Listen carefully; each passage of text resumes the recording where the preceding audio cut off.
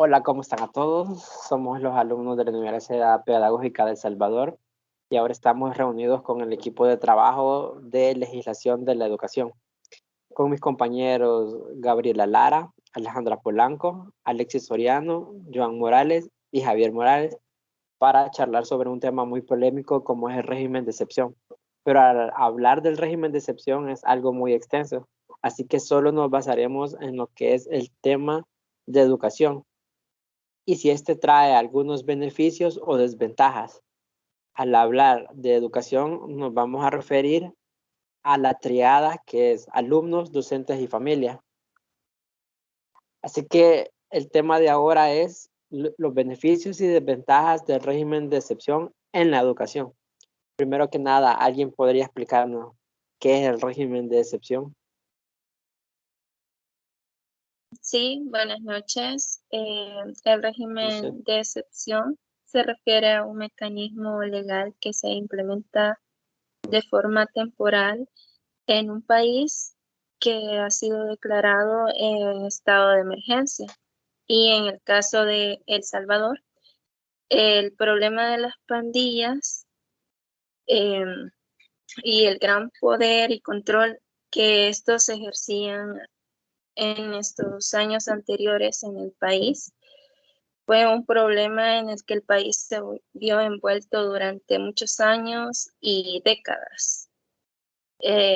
Hasta hace un año, en marzo del 2022 exactamente, el presidente de la República, Nayib Bukele, declaró un estado de excepción en el país de forma indefinida en cuanto a tiempo, limitando muchos de los derechos constitucionales para combatir contra la violencia. Y así fue como comenzó la persecución hacia estos grupos delincuenciales.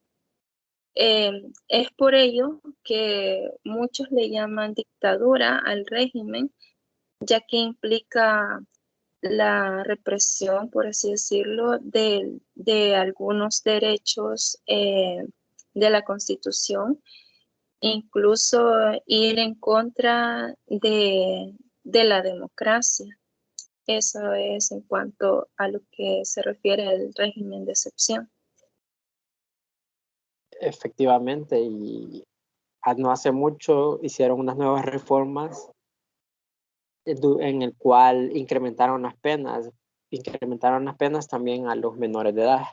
Quisiera saber cuál es su opinión que le aumentaron los años de cárcel a los jóvenes que tienen de 16 a 18 años que pertenecían a las pandillas, se les subieron 20 años de prisión. ¿Ustedes creen que se les está violentando el derecho a la educación? ¿Cómo les afecta a estos jóvenes? Sí, buenas noches a todos. Yo quería comentar sobre ese punto, ¿verdad? Desde mi punto de vista, considero que sí es una violación a los derechos de los menores. En este caso estamos hablando de la educación, ¿verdad? El derecho a la educación, porque hay casos de estos jóvenes que forman parte de estos grupos delincuenciales que han sido forzados. Nosotros no sabemos cuáles fueron las circunstancias que los obligaron a pertenecer a estas.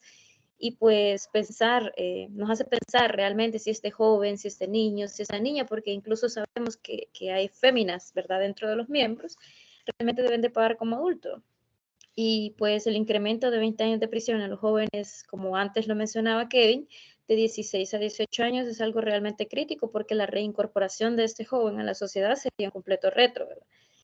Recordemos que la población salvadoreña ha vivido con tantos años con esto, ¿verdad? Con esa incertidumbre de estos grupos delincuenciales y pues volver a tener a estos jóvenes de vecinos o tener a estos jóvenes trabajando cerca de las viviendas donde ellos vivían serían como algo mal visto, ¿verdad? Dentro de la sociedad, podrían ser discriminados, etcétera. Y pues claro, yo considero que el gobierno actual debería de crear programas en los cuales los jóvenes que están encarcelados, ¿verdad?, que están en los centros penitenciarios, pudieran tener el acceso y los recursos necesarios para continuar con sus estudios. Llámese noveno grado, título de bachillerato, porque conocemos acá en el país, ¿verdad?, que una base para conseguir trabajo es un título de bachillerato, es un mínimo, ¿verdad? Entonces, pongamos de ejemplo un joven que tiene 16 años más 20 años de prisión, serían 36 años. Salir, tratar de incorporarse a la sociedad sin un título de bachillerato, o sea, dígame qué tipo de trabajo va a aceptar este joven, pues porque no tiene ni la base de estudios. Entonces, eso, ¿verdad? Y claro, también tratar el ámbito emocional para mí, porque tiene que ir a la mano lo educativo con lo emocional, ¿verdad? Nada, hacer un programa especial para eso y tratar de reincorporarlos porque todos tienen derecho.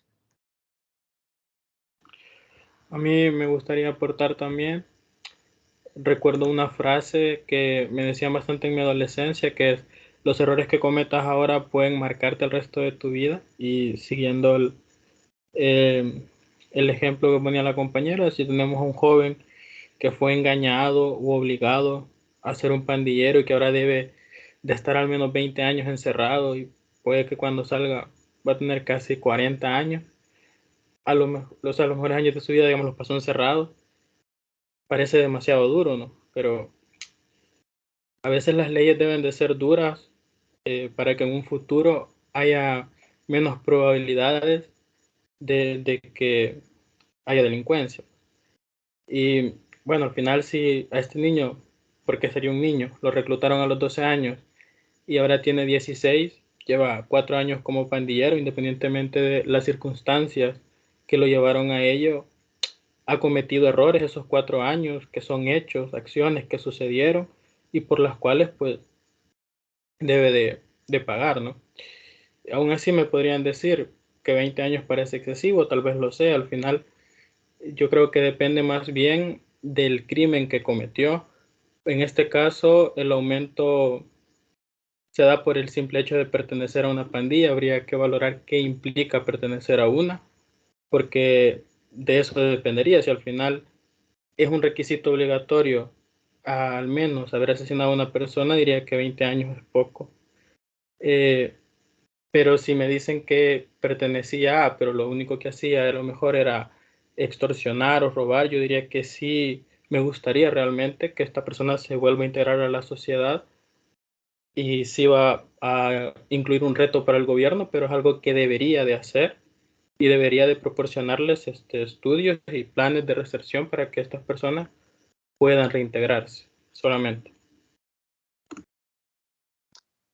Muy importante hacer planes de reinserción en los jóvenes, ¿verdad? Y se toca también un tema bastante de las pandillas, que era un tema de seguridad, ya que muchos salvadoreños estiman que se ha mejorado la seguridad bajo el régimen.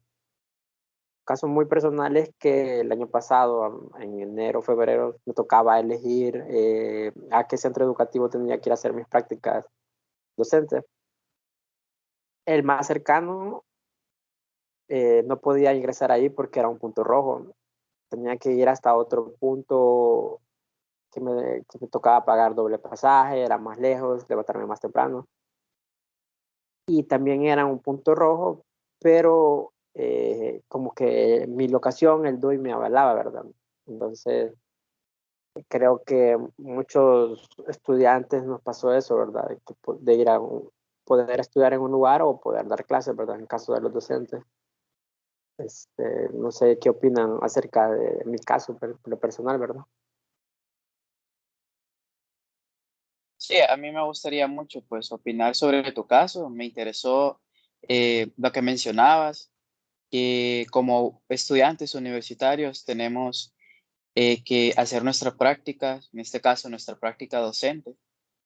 Anteriormente, sin régimen de excepción, teníamos que buscar escuelas que estuvieran en convenio con la universidad, pero que fueran de la misma zona en la que uno vivía, por el problema de las pandillas. Como tú lo mencionabas, que tuviste que elegir entre ir más cerca a ir más lejos entre las escuelas, que la que te quedaba más cerca no podías ir por el problema de las pandillas, por vivir en zona contraria. Y mencionabas también que te tocó ir a una que llegaba más lejos, pero era de la misma zona. Pero igual era punto rojo, como se le menciona, pues por las mismas pandillas.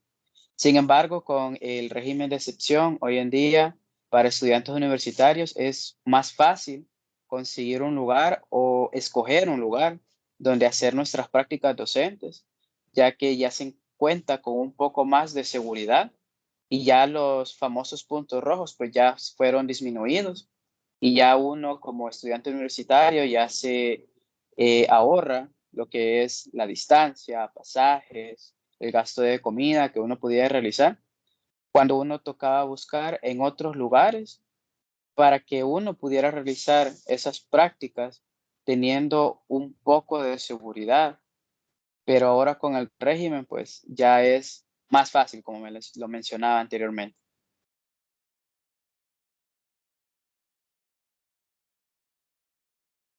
Como decían los compañeros, uno de los puntos rojos, las escuelas que más salieron afectadas, o los centros escolares que salieron más afectados fueron los rurales. Por ejemplo, está un centro escolar que se llama El Cimarrón, del municipio y departamento de La Libertad. Este centro escolar fue acosado altamente por las pandillas, por el lugar donde se encuentra, al caso de que tanto los docentes estaban acosados también por estos tipos de pandilleros, como se les llama. Ellos, claro, a la escuela llegaban estudiantes, hombres y niñas, como decía la compañera, y ellos querían querían forzar a estos estudiantes a que pertenecieran a dicha pandilla. Sin embargo, pues no todos quisieron o ingresaron a las pandillas, a tal caso de que quienes no ingresaron, 2 estudiantes fueron, pues, lamentablemente murieron en la entrada de la escuela. Esto hizo de que la escuela cerrara, a tal grado de que, pues, en el cantón nadie salía.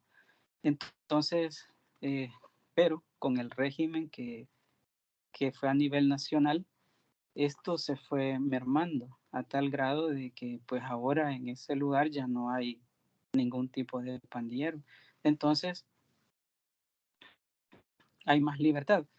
Eso hizo de que a mediados de este año la escuela abriera nuevamente sus puertas y que aquellos estudiantes que tuvieron que emigrar, por ejemplo, a Santa Tecla, Zaragoza, regresaran a la escuela. Entonces, benefició a tal punto de que las familias ya no tuvieron que pagar más por regresar, porque los estudiantes o sus hijos estudiaran, sino que ya están otra vez en la escuelita. También beneficia al área docente porque hay otra área, otra escuela donde puede el docente llegar a dar clases. Entonces, esos son los beneficios que trae este régimen, como un poco de seguridad ahorita en estas áreas rurales llamadas puntos rojos. Los padres de familia dicen de que si el régimen se elimina, esa seguridad que se siente, pues se va a venir abajo. Entonces, ese es un beneficio del régimen. Sí, ¿verdad? Sería bueno hablar sobre cuáles serían las desventajas. Pueden ser aspectos psicológicos o otros, ¿verdad? Trastornos que se puedan llevar. Dejaré solo esta pregunta al aire para que los que nos escuchan puedan responderla y ustedes también, ¿verdad? ¿Creen que el régimen ha beneficiado la educación o solo la seguridad en los alumnos, maestros y familias? Y hasta aquí llegamos con el capítulo de ahora. Su opinión es muy importante y dejaremos una encuesta aquí abajo para que puedan llenarla. Por lo tanto, darle las gracias a los invitados y muchos éxitos a todos. Adiós. Gracias, adiós.